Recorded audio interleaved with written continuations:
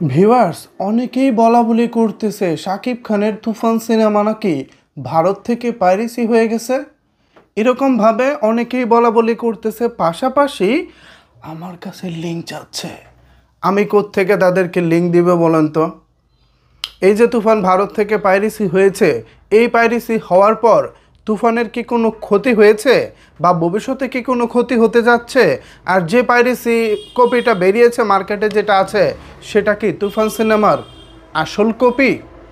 বিস্তারিত আলোচনা করব আজকের এই ভিডিওতে।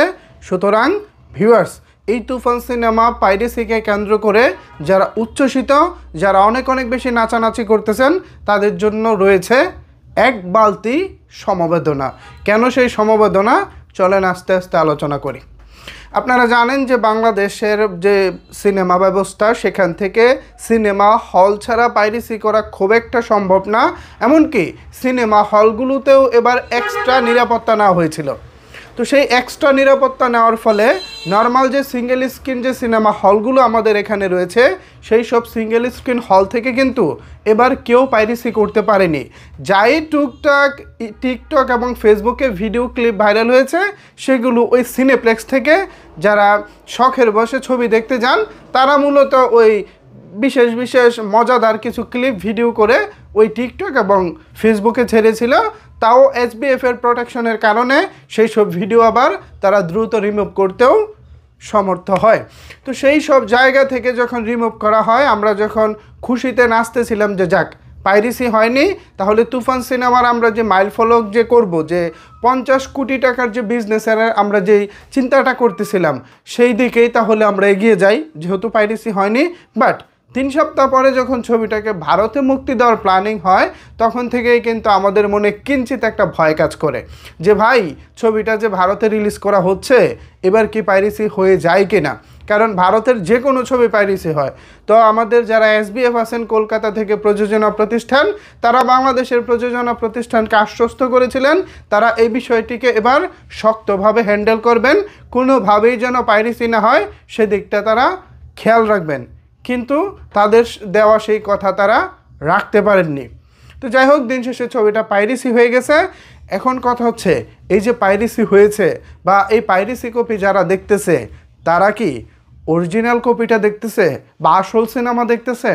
উত্তর হবে না, তারা আসল সিনেমা দেখতেছে না। মূলত যে পাইরেসি কপিটা ভাইরাল হয়েছে অনলাইনে, যেটা ছড়িয়ে পড়েছে, আমি নিজে এখনও দেখিনি, আমার আশেপাশের অনেকের কাছ থেকে শোনা, তারা বলতেছে ছবিটাকে জোড়াতালি দিয়ে কোনো রকম 2 ঘন্টা 5 মিনিট করা হয়েছে। 2 ঘন্টা 5 মিনিট করা হয়েছে, 4 মিনিট মেবি 4-5 মিনিট। তো আমরা জানি যে এই সিনেমার মূল যে অরিজিনাল যে ডিউরেশনটা, সেটা হচ্ছে 25 মিনিট প্লাস। সুতরাং বুঝতেই পারছেন এখানে প্রায় 19 মিনিট নাই। যে ছবিটা অনলাইনে ভাইরাল হয়েছে সেখানে প্রায় 19 মিনিট নাই। তাও যেটা অনলাইনে এসেছে সেটা জোড়াতালি, এখান থেকে একটু নেওয়া, ওখান থেকে এতটুকু নেওয়া, এভাবে ছবিটাকে ভাইরাল করা হয়েছে। তা আমরা বা আপনারা যারা তুফান সিনেমা দেখেছেন, আপনারা নিশ্চয়ই জানেন তুফান এমন একটি সিনেমা যারা হলে বসে দেখেছেন, তারা যদি 2 মিনিটের জন্য কেউ পর্দা থেকে চোখটা সরিয়ে অন্য জায়গায় রাখে, তারপর সে গল্পটা হারিয়ে ফেলে। একজন দর্শক হিসেবে ছবিটাকে দেখার সময় একেবারে সতর্কভাবে দেখতে হয়। তো সেই জায়গা থেকে দেখেন, মাত্র 2 মিনিট পর্দায় খেয়াল না রাখলে যেখানে গল্পটা বোঝা মুশকিল হয়ে যায়, এখানে 19 মিনিট নাই। তার মানে অনলাইন কপি বের হওয়ার পর যারা নাচানাচি করেছিলেন যে মাগনা দেখে ফেলবো, এই বুঝেই তুফানের সর্বনাশ হয়ে গেল, বিষয়টা আসলে সেরকম না। তুফানের কোনো কিছুই সর্বনাশ হয়নি, বরঞ্চ এইটা দেখে অনেকেরই জ্বালা পড়া শুরু হয়ে গেছে। অনেকেই ভাবতেছে, আরে বাবা, এত দারুণ ছবি হয়েছে, এটা তো আমাদের হলে দেখা উচিত। দ্যাটস ওয়াই কিন্তু অনেকে আবার হলেও ছুটে যাচ্ছে। আবার কিছু কিছু জায়গায় ক্ষতিটাও হয়েছে। ক্ষতিটা কেমন হয়েছে? অনেকেই এখানে এই ছবিটা দেখে গল্প বুঝতেছে না। তুফান আমরা যারা হলে দেখেছি, আমাদের সামনে যেভাবে সুন্দরভাবে ক্লিনভাবে গল্পটা বলা হয়েছে, সেই গল্পটা কিন্তু এখানে ক্লিনভাবে বলতে তারা পারে নাই। কারণ হচ্ছে এখানে জোড়াতালি, ওখান থেকে একটু ওখান থেকে একটু এভাবে 2 ঘন্টা 4-5 মিনিট করা হয়েছে। তো এখানে ভাই গল্প পাবে কিভাবে? তো এরকম যখন জোড়াতালি দেওয়া একটা ছবি দেখতেছে, তখন আবার একদিক থেকে তুফানের ক্ষতি হচ্ছে। অনেকেই বলতেছে ধ্যান, এটা আসলেই কোনো ছবির জাত না, আসলেই কোনো ছবির কাতারে পড়ে না। সো যারা এই ধরনের কথা বলতেছেন, তাদেরকে আমি বলবো আপনাদের জন্য এক বালতি সমবেদনা। এই ধরনের চিন্তাভাবনা যারা করতেছেন, আপনারা দাদারা বা ভাইয়েরা, আপনারা সত্যিকার অর্থে যে কপিটা অনলাইনে দেখতেছেন, এটা সিনেমার আকর্ষণের 20-25%ও না, আরও 70% আপনারা মিস করতেছেন। সুতরাং সিনেমাকে বুঝতে হলে, সিনেমার পুরো ফিলটা নিতে হলে আপনাদেরকে অবশ্যই সিনেমা হলে যেতে হবে। তা না হলে এই তুফানের পাইরেসি কপি দেখে বা পাইরেসির দেখার চিন্তা ভাবনা করে ভাই সময়টা নষ্ট করবেন না প্লিজ। আপনাদের জীবনের অনেক মূল্যবান সময়, প্রত্যেকটা সেকেন্ড, প্রত্যেকটা ঘন্টা, এই ঘন্টা সময়গুলোকে এভাবে ওই পাইরেসি কপি থেকে নষ্ট করবেন না। তাও যদি এটা অরিজিনাল প্রিন্ট হতো, একটা মানে রিকমেন্ডেড বা একটা পরামর্শ থাকতো যে না দেখেন আপনারা মজা পাবেন, কিন্তু এখানে পরামর্শ দেওয়া কিংবা কাউকে বলা যে এটা দেখেন, এই সুযোগটা আসলে নাই। কারণ আপনারা জানেন 19 মিনিট নাই, আর যেটা আছে সেটাও জোড়াতালি দেওয়া। তুফান এমন একটি গল্পের সিনেমা, যে গল্পটা টান টান গল্পের উত্তেজনার সিনেমা, পাশাপাশি একটু পেঁচানো গোছানো সিনেমা। যারা মনোযোগ সহকারে না দেখবেন, তাদের মাথায় হয়তো বা তুফানের গল্প নাও ঢুকতে পারে। আমি এই ছবিটা ফার্স্টে দেখেছি নর্মাল সিনেমা হলে, সেখানে সাউন্ড আমার কাছে খুব একটা ভালো লাগেনি, বাট গল্পটা দুর্দান্ত লেগেছে।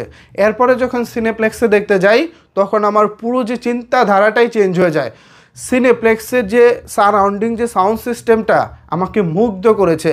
চারপাশ থেকে যেভাবে ব্যাকগ্রাউন্ড সাউন্ডগুলো বাজতেছে, শাকিব খান যেভাবে হেঁটে আসছেন, যেভাবে তিনি অ্যাকশনগুলো করতেছেন, প্রত্যেকটা হাঁটা চলা অ্যাকশনের পিছনে যে সাউন্ডগুলো ব্যবহার করা হয়েছে, সেই পুরো ফিলটা আসলে সিনেপ্লেক্সে পাওয়া গেছে।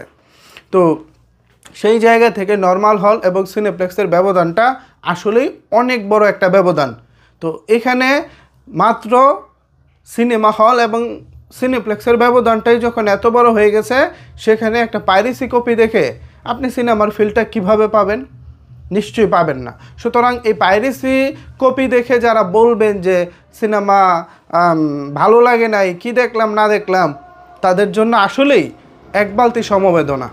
আপনাদেরকে সমবেদনা জানাতে আমার হাসি পাচ্ছে, বা আমার কিপটামি করতে হচ্ছে যে না, সমবেদনা এদেরকে জানাবো না, এদেরকে সমবেদনা জানানোর যোগ্যতা এদের নাই। সো সেই জায়গা থেকে আমি বলতে পারি তুফান পাইরেসি হয়েছে কি হয়েছে না, এগুলো ডাজেন্ট ম্যাটার।